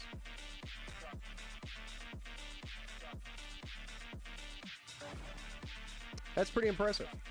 Now, I didn't run that for very long, so I don't know what kind of thermal throttling we're going to run into, but I'm sure we'll run into a little bit on the card. These cards were notorious for getting super hot. All right, let's do the BIOS update. Yeah.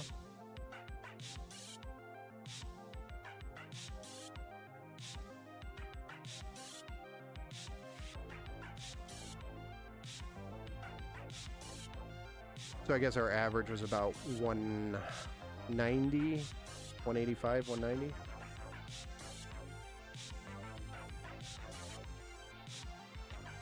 Again, default settings, but not bad.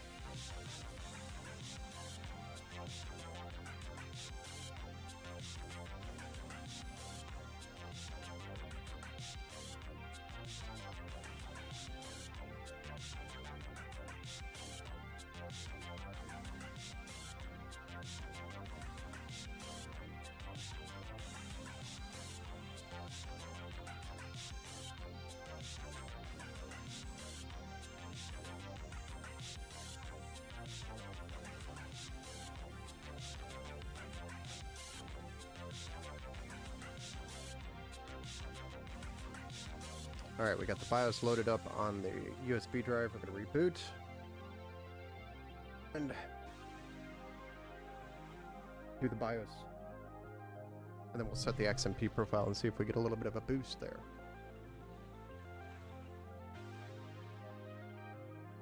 Also, I have the glass off, so it's probably not helping the airflow very well right now. Cool. Flash. Yeah. Nice.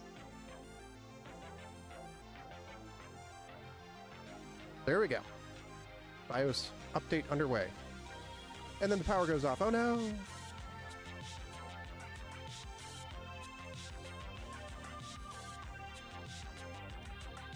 Yeah. Today has just been one of those days. Good evening, Army Vets. Welcome back to the Build Show, sir.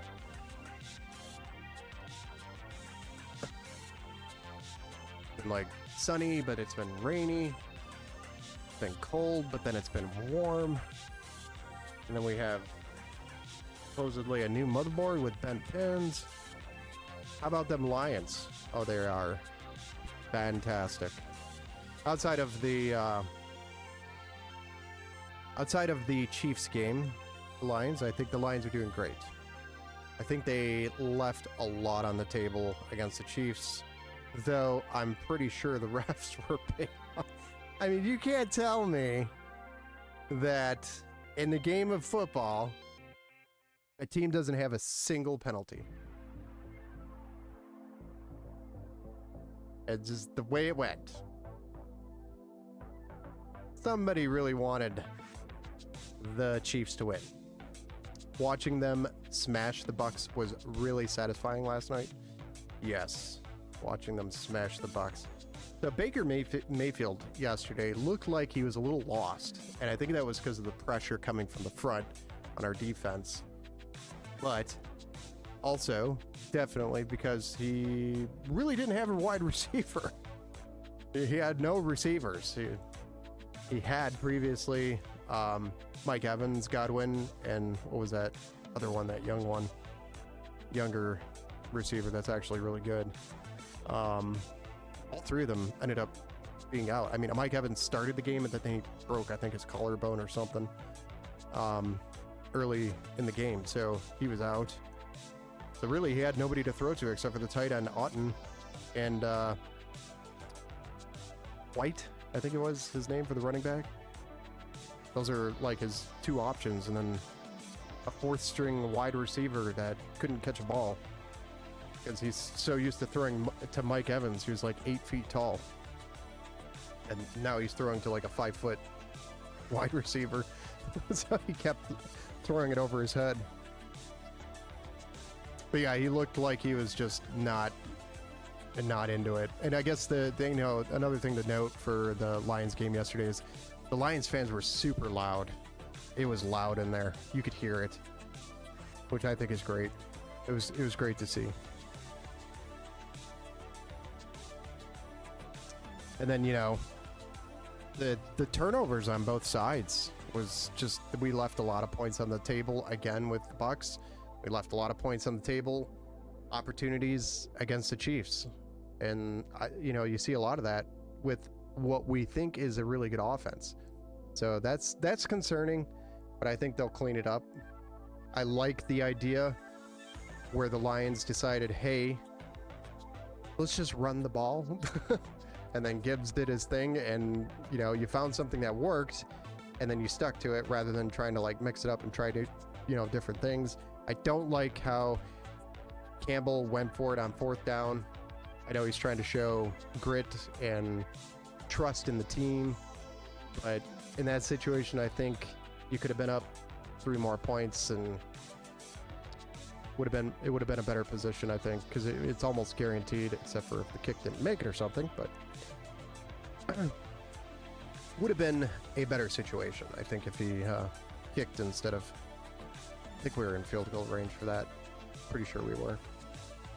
That's what I would have done, but football watch party when? Can you stream YouTube TV on Discord, or does it black it out? Have to go. Appreciate the stream. Fun build. Oh, thank you, Sadie. Have a good night. And we'll see you on the next one.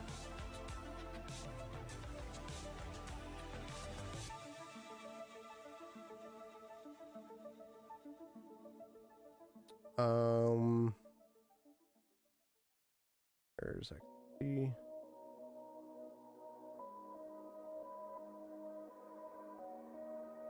Which state are you at? I'm in Michigan. So I'm just north, about 45 minutes north of Detroit.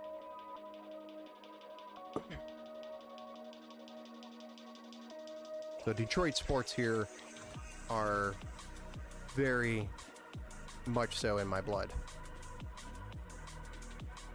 Watching the Tigers get defeated, knocked out game 5 against the Mariners.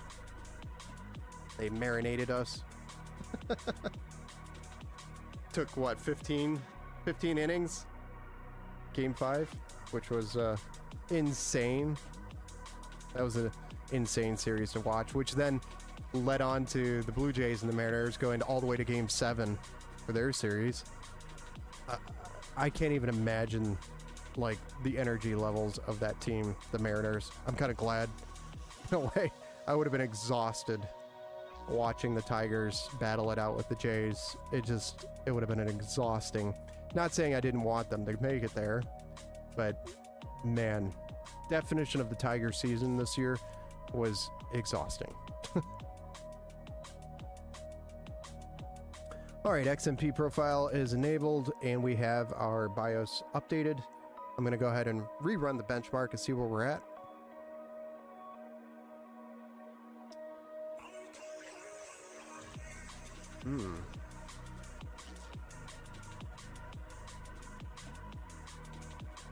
Okay.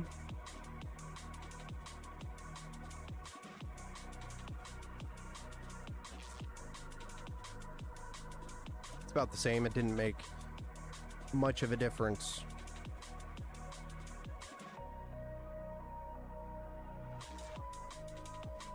I don't know what the lows are. I wish I brought the whatchamacallit, installed that and looked. But I mean, it's averaging pretty close to 190 FPS, 1080p default settings in the Valley benchmark. It's not bad. That was heartbreaking. Yes, watching the Tigers lose was heartbreaking, but at the same time, it's like relief that the season is over, because that season was such a roller coaster. Long season. Up and down. Mostly up. And then towards the end of the season, it was just down. It was depressing to watch towards the end of the season. And then, of course, you know, they make the wild card. They beat the Guardians, and then they make it to battle it out with the Mariners. And they push it to Game 5, of course. They just... I think we even had the lead at some point, right? In game 5? Yeah, we had the lead. I think it was 2 to 1. Like going into the 6th inning or 7th inning, or...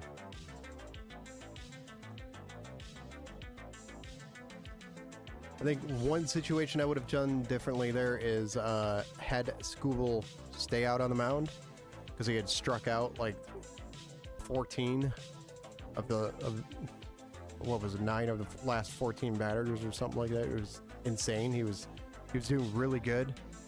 They weren't getting really good contact off of him.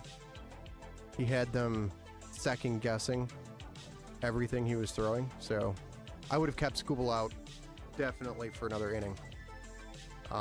Even though he was at 101 pitches or something like that. Yeah.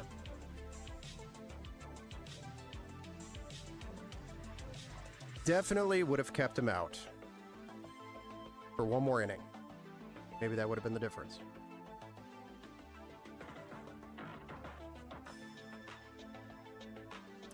Yeah, this thing is running very nicely. It's holding pretty well around 100, 180, 190 is kind of where it's floating around, and it buzzes all the way up to like 220.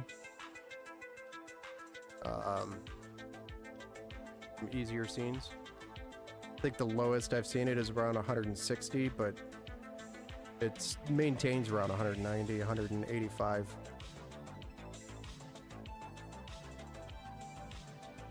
Pretty good.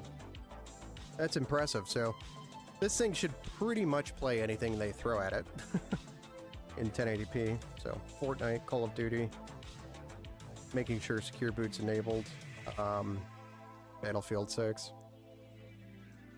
This would make one happy kid for about 500 bucks, I think. You even have some RGB options here they could play with.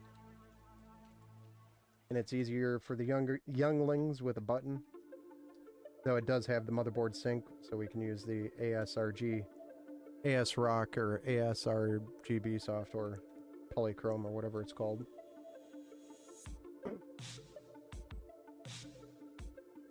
Yeah, she runs pretty good. It's impressive for, 500 bucks. Kind of proof you don't need to spend, crazy ton of money just to enjoy a couple of games. You can get into it for relatively cheap if you wanted to. I will say, if you are looking to start out on a system that is more upgradable down the road, this is not the right choice. This is more so, here's a $500 system, and I don't plan to put any more money into it. Maybe extra storage. That's about it. Maybe more RAM. But really, that's all I would keep it at. This would not be the ideal system to start out on if you're planning to continue upgrades for the course of like 3 to 5 years. This would not be the ideal system. This is the ideal system for a budget, for a young kiddo that wants a gaming PC, and mom and dad are on a tight budget. This is a great option. And then, it's a good learning PC, so you can learn. Heck, buy the parts and make them build it. I'll take it, anarchist.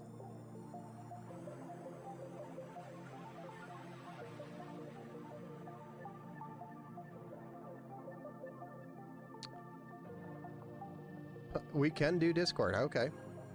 Well, if I have a sit-down time, so that's one of the hardest things for me, to sit down, but I mean, I could always start it up and run it. I just may not be sitting there all the time.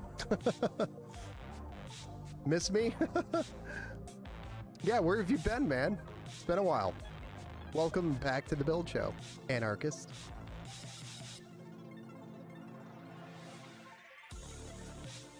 We were pretty much just wrapping up the stream, the build stream tonight. We've got a couple of builds tomorrow, so we're gonna have an AMD build to lead it off, and then we'll have an Intel Core Ultra 9 build tomorrow. Some really nice quality systems that we'll be building tomorrow, so stay tuned for that if you want to see more builds.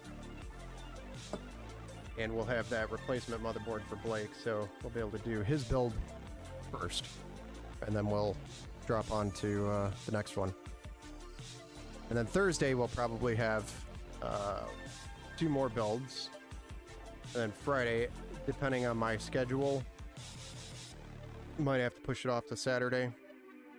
We'll have another build, so it's going to be build this week.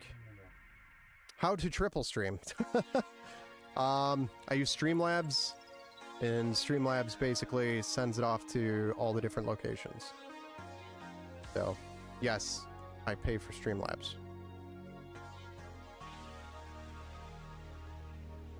I have a celiac disease, and it is making him feel crappy as hell. Illness in real life. Yeah. I hear ya.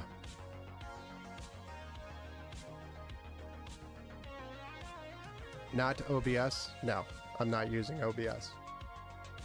Streamlabs is currently what I'm using to stream to multiple locations. It just makes managing it easier. OBS is not crazy difficult. It was just, I wanted something simple. I don't like overly complicating tasks. I just want to be able to click one button and go. And Streamlabs does that for me, for the most part. There's some situations where you have to fix something before you start a stream, but I mean, anytime I start a new stream, there's a bunch of chores and tasks that I have to do anyway. Now, like for example, I update the title, I update the information on the stream, I update the build command, I update the thumbnail, I update. It's just a laundry list of things that I have to do. I have to adjust the cameras because sometimes cameras get moved in previous streams. I have to test the microphones. I have to readjust the music. I have to. There's just a laundry list of things I go through just to start a build stream.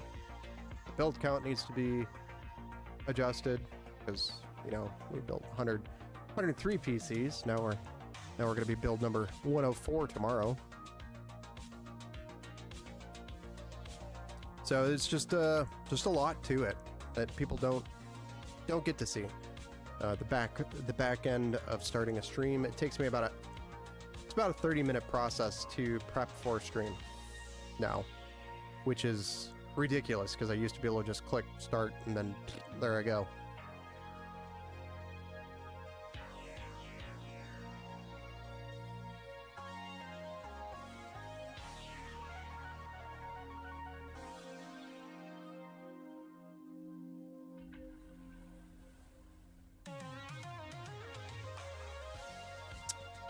Alright, guys.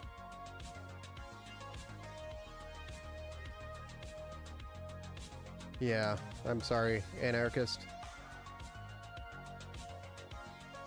I hope you have at least a couple of good days.